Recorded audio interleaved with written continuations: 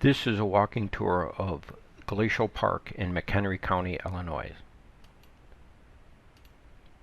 22,000 years ago, Glacial Park was at the forward toe of a major continental ice sheet. The park is located 53 miles northwest of the NIU campus. It is 3,400 contiguous acres and part of a larger discontiguous Hackmatack National Wildlife Refuge. This tour will cover the most predominant features of the park, mainly a kettle marsh, tall grass prairies, savanna, kames, stream, and bog, each of which have different soil profiles. The tour starts at the Kettle Marsh. Its path is the blue line, which is 3 miles long. Glacial, fluvial, and biogeographic interactions are discussed at each of the 6 locations. The red line is the borders of the park. The tour has numerous elevation changes. This is due to the way in which glacial deposition occurred. Reviewing the topographical map, one notices there are some areas of close contour lines that are adjacent to areas of widely spaced contour lines. The closer the contour lines are together, the steeper the slope is. The slope of the land is one of the factors that influenced where the water runoff accumulates, and soil composition influences how much moisture is available for the vegetation. Stop number 1 is the Kettle Marsh. This depression was created from a claved ice block coming from the ice sheet. The ice sheet's outwash, which is debris, filled in around the ice block, and when the ice block melted, the depression remained, collecting water and vegetative matter for the last 14,000 years. This is a view of the Kettle Marsh from a distance. The glacial outwash that surrounded this marsh produced a gradual slope towards the marsh. The shallow depression allows for cattails and plants that are water tolerant to thrive. In the early spring, vegetation is low and the water is high. By midsummer, the water has receded and the aquatic vegetation is flourishing. This high organic material process influences the soil composition. The soil classification is that of primarily organic material that has rapid decomposition and low oxygen content. The soil is poorly drained. This soil, while high in organic matter, is low in oxygen. This limits the vegetation to specialized aquatic plants. Stop number 2 is the tall grass prairie. The prairie is in the distance. The foreground is a mowed field. Walking through the prairie was not extremely difficult. There were signs of numerous small animal trails throughout, and the old grass was about 4 feet tall. The minimal slope of this area makes the vegetation dependent on rainfall and retains soil moisture. Grasses and flowers with deeper root structures tend to thrive in this area. Small grasses and seed-eating animals appear to make this environment their home.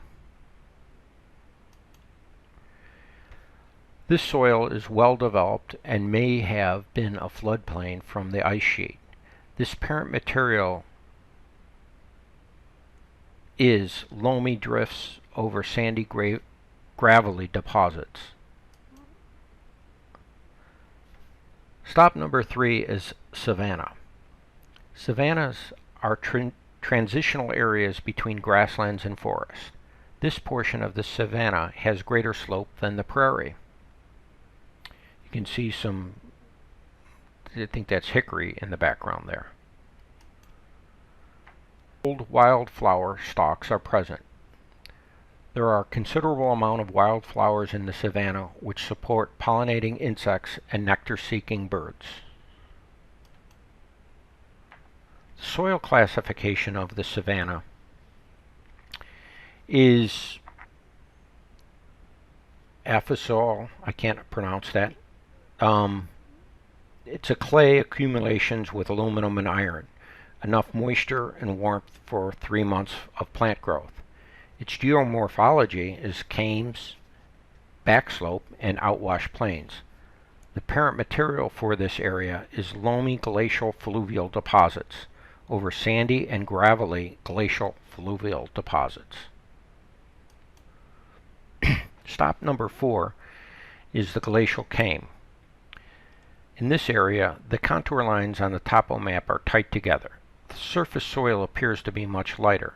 Compared to the savanna, fewer trees are present. The kames are parallel to the direction of the meltback, and the soil structure is comprised of sorted gravel. From the state-provided marker map at the kames, it appears that the bedrock is a lot shallower here. The path up to the kame appears to have a larger amount of gravel stones compared to the rest of the park. I was not sure whether it was intentionally put there to stop erosion or that is actually part of the actual kame. This is a side view of the kame where you can see how the elevation changes. The kame is primarily covered in grasses with very few mature trees. This is a view from the top of the kame looking west. This is beyond the extent of the actual ice sheet. This is a view from the top of the kame looking southeast. You can see how the path is quite eroded. The soil classification for this, according to the USGS, is clay-enriched subsoils, and its geomorphology is moraines. Reading that clay-enriched subsoil section, it did not sound like there was a lot of gravel in that classification. But I double-checked it, and that is what the USGS classification was for that. The parent material for the kame is alluvium over sandy and stratified outwash. Stop number 5 is the stream.